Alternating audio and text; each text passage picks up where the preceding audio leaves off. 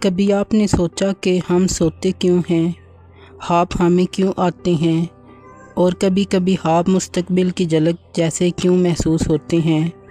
اور سب سے حیران کن بات، جب ہم سو رہے ہوتے ہیں تو ہمارے ذہن میں آخر کیا چل رہا ہوتا ہے؟ آج کی کتاب ہمیں نیند، خواب، ڈراؤنے خواب اور انسانی شعور کی اسی پر اسرار دنیا میں لے کر جائے گی۔ خوش آمدید سکون کی باتوں میں، جہاں دنیا کی بہترین کتابوں کے علم، خیالات اور سبق آپ تک آسان، دلچسپ اور عملی اردو میں پہنچائے جاتے ہیں۔ اگر آپ علم، خود کو بہتر بنانے اور اپنی سوچ کو نئی وسعت دینے کے سفر کا حصہ بننا چاہتے ہیں تو چینل کو سبسکرائب کریں اور بیل آئیکن ضرور دبائیں۔ تو آئیے وقت ضائع کیے بغیر شروع کرتے ہیں آج کی آڈیو بک دی فلسفی آف سلیپ۔ اس کے رائٹر ہیں رابرٹ میکنیش۔ اور سب سے پہلے سمجھتے ہیں نیند اور خوابوں کی وہ پر اسرار دنیا جس سے ہم ہر رات گزرتے ہیں۔ Chapter number 11، protracted slip.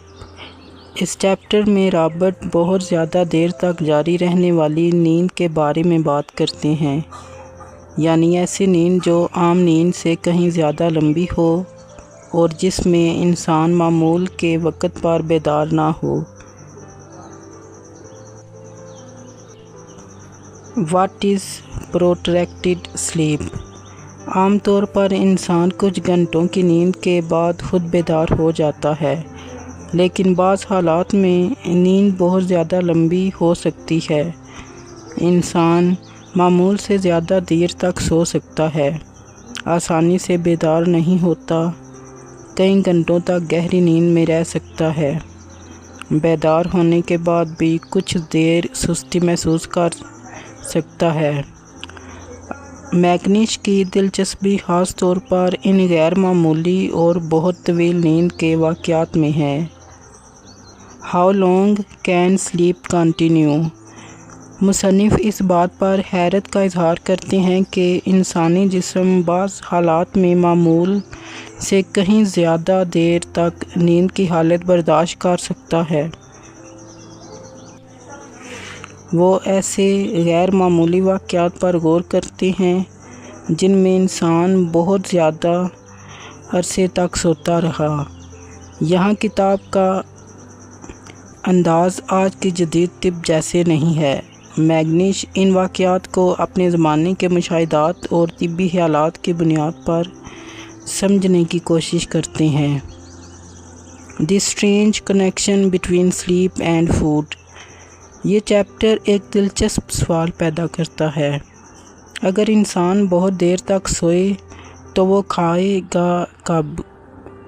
مصنف کے نزدیک نیند اور خوراک دونوں انسانی جسم کی ضروریات ہیں۔ جس طرح بھوک کی ایک حد ہوتی ہے، اسی طرح نیند کی بھی ایک قدرتی ضرورت ہے۔ لیکن جب کوئی چیز ضرورت سے بڑھ جائے تو فائدے کے بجائے نقصان پیدا ہو سکتا ہے۔ یہ خیال کے آخر میں بہت واضح ہو جاتا ہے، جہاں رابرٹ نیند کو خوراک اور دوسری جسمانی ضروریات کی طرح اعتدال میں رکھنے کی بات کرتے ہیں۔ Too much slip can become harmful. یہ چیپٹر صرف یہ نہیں کہتا کہ زیادہ نیند اچھی ہے۔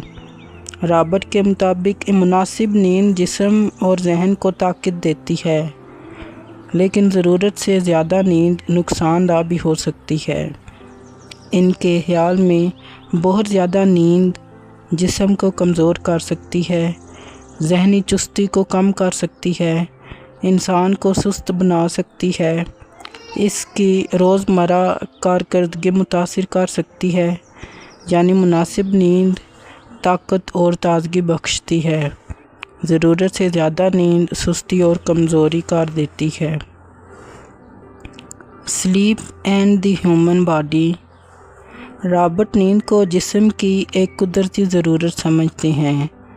جب انسان جاگتا رہتا ہے تو جسم اور ذہن مسلسل کام کرتے ہیں۔ نیند انہیں آرام دیتی ہے، اس لیے نیند نہ ہو تو انسان تھک جاتا ہے۔ لیکن یہاں ایک اہم بات ہے، جس چیز کی مناسب مقدار فائدہ دیتی ہے، اس کی زیادتی نقصان دہ ہو سکتی ہے۔ یہی اصول وہ پروٹریکٹڈ سلیپ پر بھی لاگو کرتے ہیں۔ The idea of natural balance. اس چیپٹر کا ایک بنیادی خیال اعتدال ہے۔ انسان کو نہ تو مسلسل جاگتے رہنا چاہیے اور نہ ہی ضرورت سے زیادہ سوتے رہنا چاہیے۔ جسم ایک قدرتی توازن چاہتا ہے، مثلاً بھوک مناسب خوراک ہو، تھکن مناسب آرام، بیداری مناسب نیند۔ اگر انسان ان میں سے کسی چیز کو حد سے زیادہ بڑھا دے تو قدرتی توازن متاثر ہو سکتا ہے۔ Long sleep and weakness.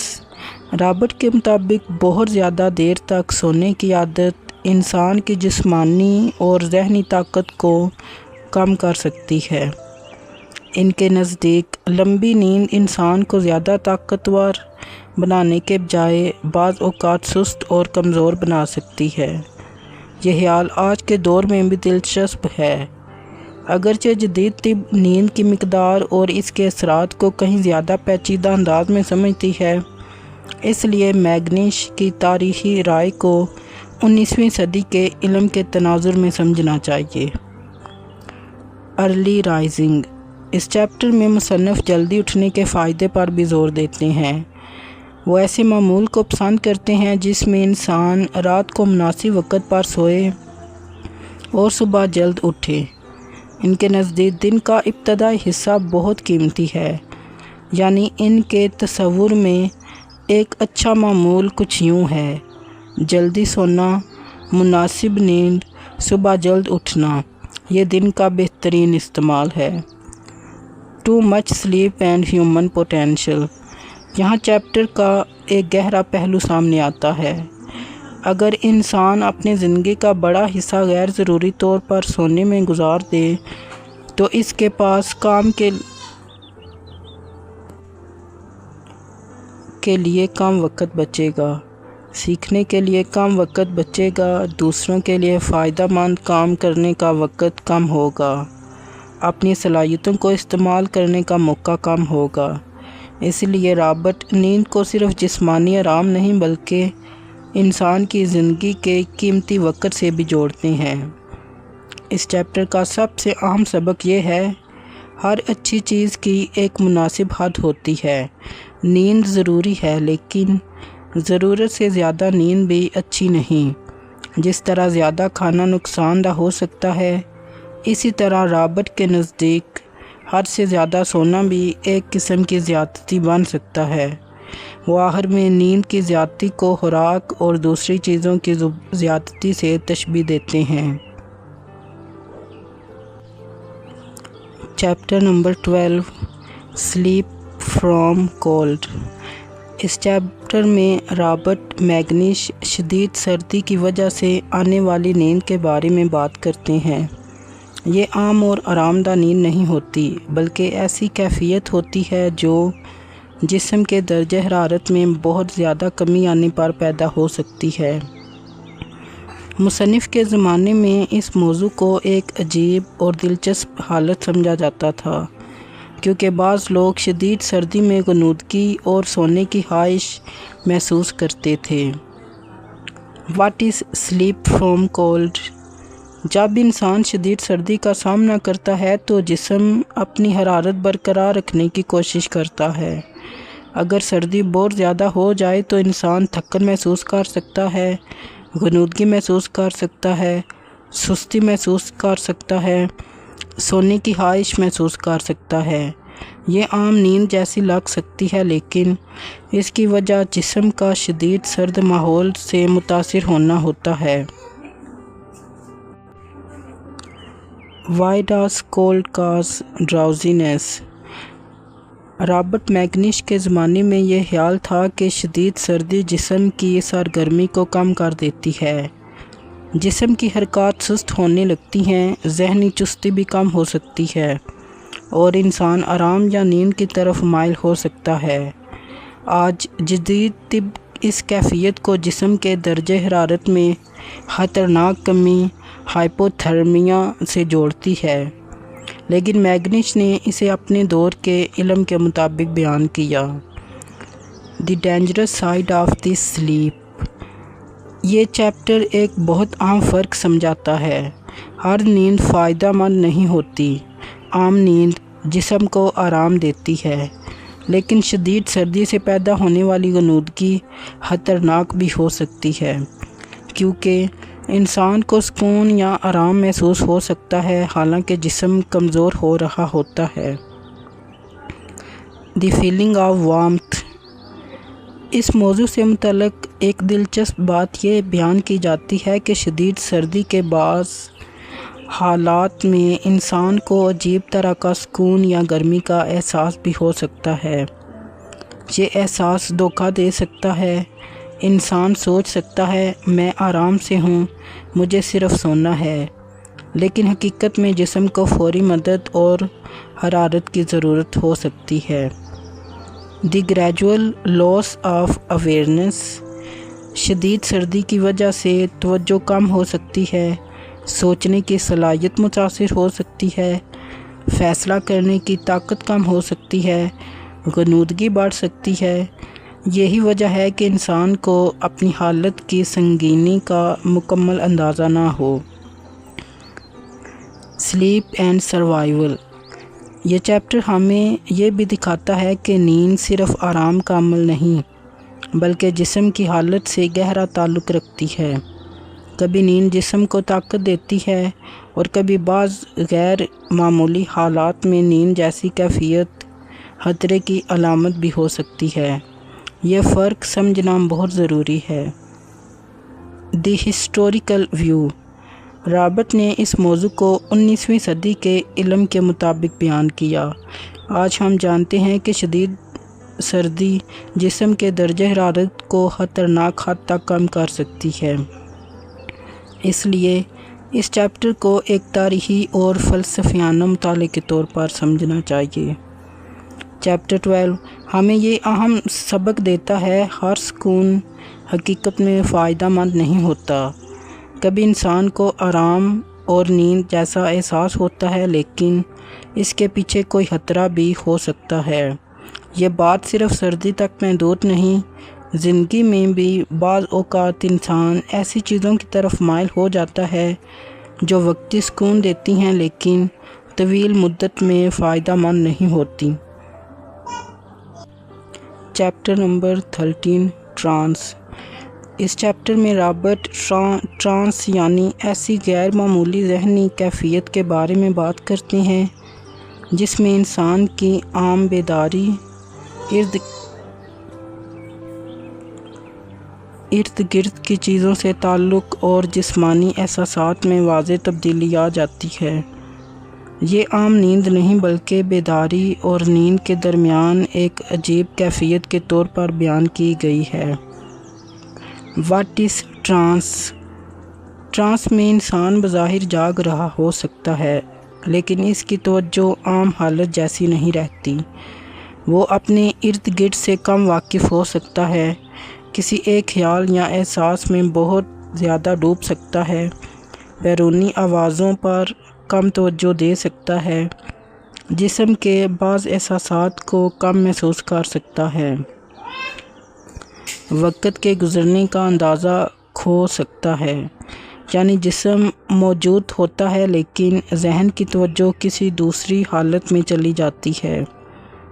Trans and sleep. Robert کے درمیان ٹرانس کے اور سلیپ کے درمیان ایک تعلق موجود ہے، لیکن دونوں ایک ہی چیز نہیں۔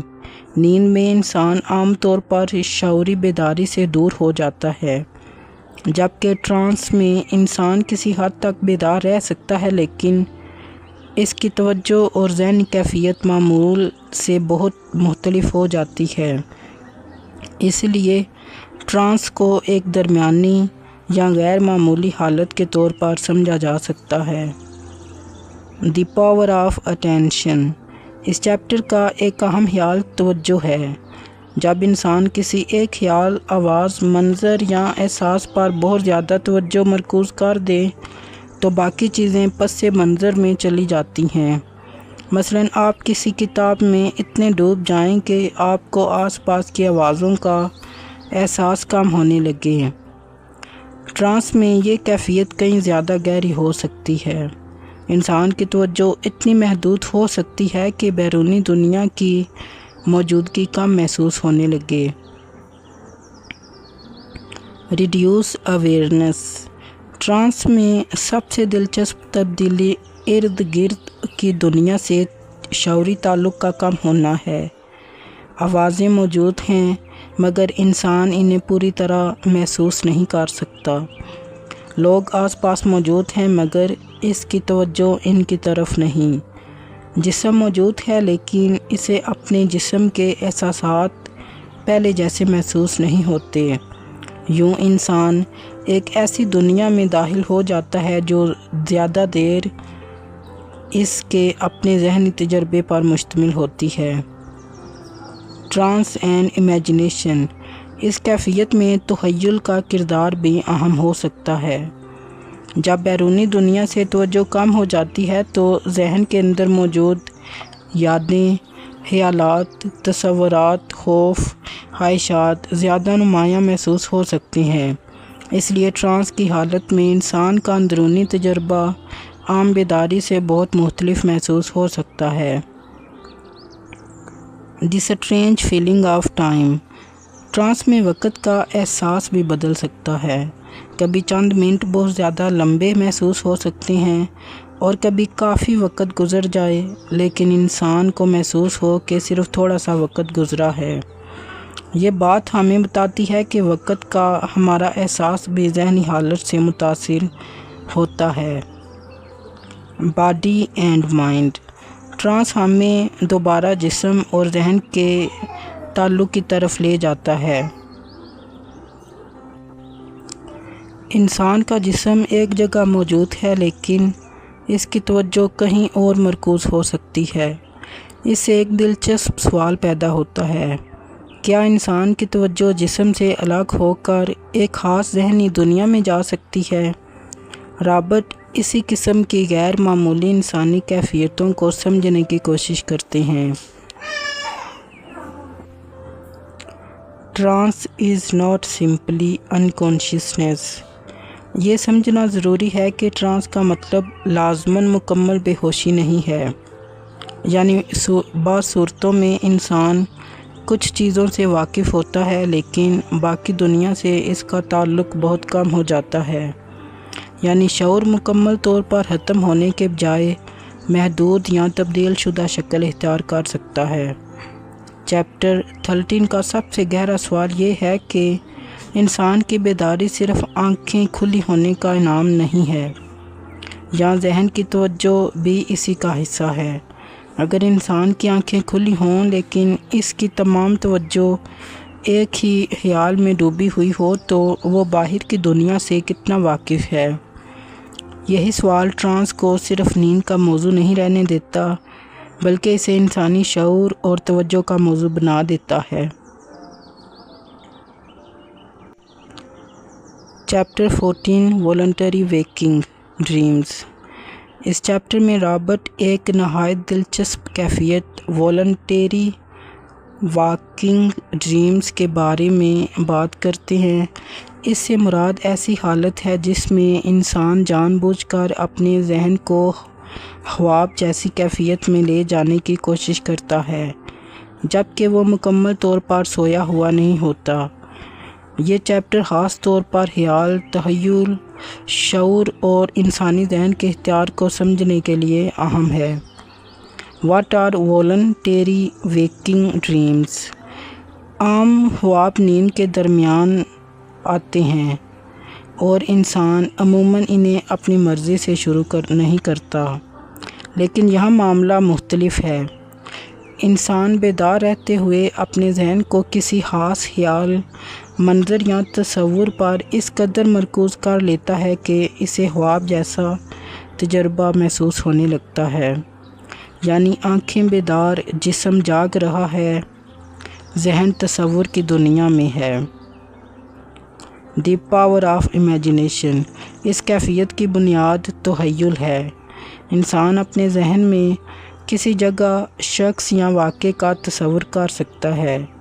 مثلاً وہ کسی خوبصورت باغ کا تصور کرے، پھر اس کے ذہن میں درخت، راستے، آوازیں، لوگ، ماحول اتنے واضح ہو سکتے ہیں کہ کچھ لمحوں کے لیے اسے محسوس ہو کہ وہ واقعی اسی جگہ موجود ہے۔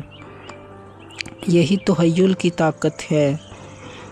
ڈریمنگ وائل اویک، یہ کیفیت عام خواب میں سے مختلف ہے۔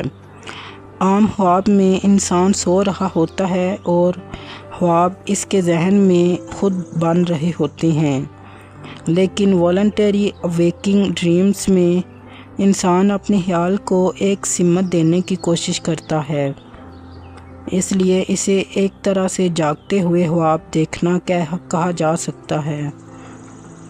کانشیس کنٹرول، اس چیپٹر کا سب سے اہم لفظ والنٹری ہے، یعنی اپنی مرضی سے۔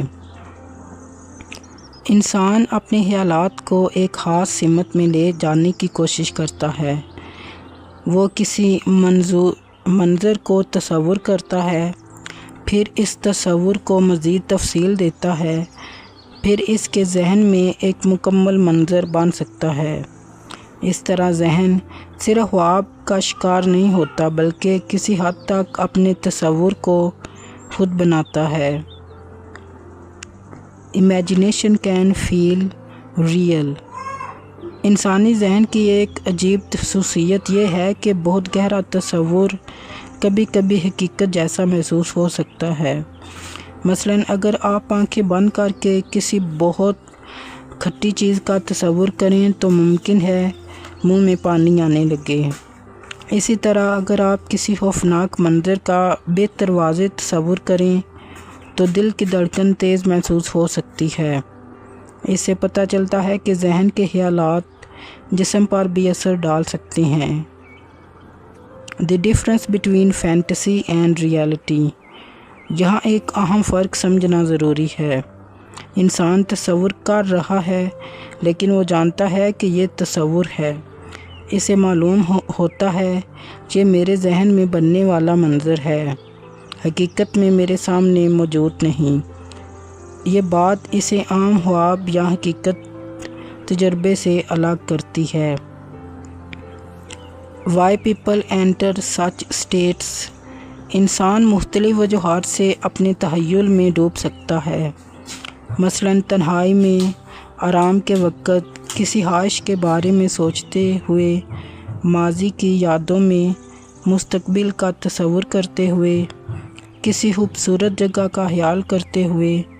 کبھی انسان حقیقت کی پریشانیوں سے کچھ دیر کے لیے دور ہونے کے لیے بھی اپنے خیالات کی دنیا میں چلا جاتا ہے۔ The mind creates its own world, یہ چیپٹر ہمیں انسانی ذہن کی ایک حیرت انگیز صلاحیت دکھاتا ہے۔ ہم جس دنیا میں رہتے ہیں، اس کے علاوہ ہمارا ذہن اپنی ایک اندرونی دنیا بھی بنا سکتا ہے۔ وہاں یادیں موجود ہیں، خواہشیں موجود ہیں، خواب موجود ہیں، تخیل موجود ہے، اور انسان کچھ وقت کے لیے انہی خیالات میں گم ہو سکتا ہے۔ چیپٹر 14 کا سب سے گہرا سوال یہ ہے کہ کیا انسان اپنی مرضی سے اپنے ذہن میں ایک نئی دنیا بنا سکتا ہے؟ رابرٹ کی بحث ہمیں بتاتی ہے کہ انسانی تخیل معمولی چیز نہیں۔ ہم صرف موجودہ حقیقت کو دیکھنے والے مخلوق نہیں، بلکہ ہم یاد کر سکتے ہیں، تصور کر سکتے ہیں، مستقبل سوچ سکتے ہیں، اور ذہن میں ایسے مناظر بنا سکتے ہیں جو اس وقت حقیقت میں ہمارے سامنے موجود نہیں۔ یہ انسانی ذہن کی بہت بڑی طاقت ہے۔ چیپٹر 15، اس چیپٹر میں رابرٹ اسپیکٹرل ایلوژن یعنی ایسی کیفیت پر بات کرتے ہیں جس میں انسان کو ایسی چیزیں دکھائی دیتی ہیں جو حقیقت میں اس کے سامنے موجود نہیں ہوتی۔ آسان الفاظ میں اس چیپٹر میں رابرٹ اسپیکٹرل ایلوژن یعنی ایسی کیفیت پر بات کرتے ہیں جس میں انسان کو ایسی چیزیں دکھائی دیتی ہیں جو حقیقت میں اس کے سامنے موجود نہیں ہوتی۔ آسان الفاظ میں انسان کی آنکھیں کسی منظر کو دیکھنے کا احساس کرتی ہیں لیکن وہ منظر حقیقت میں وہاں موجود نہیں ہوتا۔ What is spectral illusion? فرض کریں ایک شخص رات کے وقت کسی کمرے میں بیٹھا ہے۔ اچانک اسے محسوس ہوتا ہے کہ کمرے کے کونے میں کوئی شخص کھڑا ہے۔ وہ اسے دیکھتا ہے، اسے یقین ہوتا ہے کہ کوئی وہاں موجود ہے، لیکن جب دوبارہ غور کرتا ہے تو وہاں کوئی نہیں ہوتا۔ یہی اس چیپٹر کا بنیادی موضوع ہے۔ Is the person really seeing something؟ یہاں ایک بہت اہم سوال پیدا ہوتا ہے۔ اگر سامنے کوئی چیز موجود نہیں تو انسان اسے دیکھ کیسے رہا ہے؟ رابرٹ اس بات پر غور کرتے ہیں کہ ہماری نظر صرف آنکھوں سے نہیں بنتی۔ آنکھیں منظر کو محسوس کرتی ہیں لیکن دماغ اس منظر کو سمجھنے اور شکل دینے میں اہم کردار ادا کرتا ہے۔ اس لیے بعض حالات میں دماغ ایسی تصویر پیدا کر سکتا ہے جو باہر کی حقیقت سے میل نہیں کھاتی۔ دی پاور آف دی مائنڈ۔ یہ چیپٹر انسانی ذہن کی طاقت کو ظاہر کرتا ہے۔ ہم سمجھتے ہیں کہ آنکھیں دیکھتی ہیں، دماغ حقیقت سمجھتا ہے، لیکن ہر وقت ایسا نہیں ہوتا۔ کبھی خیال، دماغی تصور دیکھنے جیسا احساس پیدا ہو سکتا ہے، یعنی انسان کے اندر موجود خوف، یادیں اور تصورات اس کے دیکھنے کے تجربے کو متاثر کر سکتے ہیں۔ Fear can change what we see۔ خوف اس کیفیت میں بہت اہم کردار ادا کر سکتا ہے۔ مثلاً رات کے اندھیرے میں آپ کو ایک کپڑے کا ڈھیر نظر آئے۔ عام حالت میں آپ فوراً سمجھ جائیں گے کہ یہ کپڑے ہیں، لیکن اگر آپ پہلے ہی خوف زدہ ہوں تو وہی چیز آپ کو کسی انسان، سایہ یا خطرناک چیز جیسی محسوس ہو سکتی ہے۔ اس کا مطلب یہ ہے کہ ہمارا ذہن صرف چیزوں کو دیکھتا نہیں بلکہ انہیں اپنے موجودہ احساسات کے مطابق سمجھتا بھی ہے۔ Darkness and unclear objects. اندھیرا بھی ایسے تجربات کو بڑھا سکتا ہے۔ جب روشنی کم ہو تو آنکھ کو مکمل معلومات نہیں ملتی۔ دماغ پھر ان نامکمل معلومات کو مکمل کرنے کی کوشش کرتا ہے۔ کبھی وہ صحیح اندازہ لگاتا ہے اور کبھی غلط۔ اسی وجہ سے اندھیرے میں کوئی سایہ انسان کی شکل جیسا محسوس ہو سکتا ہے۔ Memory and imagination. پرانے تجربات اور یادیں بھی انسان کے دیکھنے کے تجربات پر اثر ڈال سکتی ہیں۔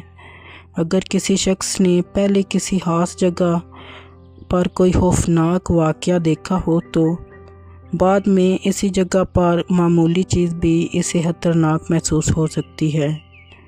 یعنی پرانا تجربہ، خوف یا توقع موجودہ منظر کی مختلف تشریح کر سکتا ہے۔ یہ انسانی ذہن کے کام کرنے کا ایک دلچسپ طریقہ ہے۔ Spectral illusion and sleep. چونکہ یہ کتاب نیند کے فلسفے پر ہے، اس لیے اس کیفیت کا تعلق نیند، غنودگی اور خواب سے بھی بنتا ہے۔ جب انسان مکمل بیداری اور نیند کے درمیان ہو تو ذہن کی حالت بدل رہی ہوتی ہے۔ ایسے واقعے میں بعض لوگوں کو سائے، شکلیں، آوازیں، عجیب مناظر محسوس ہو سکتے ہیں۔ یہ تجربات خواب اور بیداری کے درمیان ایک دلچسپ تعلق دکھاتے ہیں۔ The difference between reality and perception. اس چیپٹر کا ایک بہت اہم سبق ہے۔ جو چیز ہمیں دکھائی دے رہی ہے ضروری نہیں کہ وہ حقیقت میں بھی ویسی ہی ہو۔ ہم حقیقت کو اپنی آنکھوں سے دیکھتے ہیں لیکن اس منظر کو سمجھنے کا کام دماغ کرتا ہے۔ اسی لیے کبھی کبھی ہماری دیکھنے کی کیفیت اور بیرونی حقیقت میں فرق پیدا ہو سکتا ہے۔ چیپٹر 15 کا سب سے گہرا سوال یہ ہے کہ کیا ہم حقیقت کو ویسا ہی دیکھتے ہیں جیسی وہ ہے، یا ویسا دیکھتے ہیں جیسے ہمارا ذہن اسے سمجھتا ہے؟ یہ سوال صرف خوابوں یا سایوں تک محدود نہیں، ہماری روزمرہ زندگی میں بھی ہمارا ذہن چیزوں کی تشریح کرتا ہے، لوگوں کے رویوں کا مطلب نکالتا ہے، خطرے کا اندازہ لگاتا ہے، پرانی یادوں کی روشنی میں موجودہ حالات کو دیکھتا ہے۔ اس لیے دیکھنا صرف آنکھ کا کام نہیں، ذہن بھی اس میں شامل ہے۔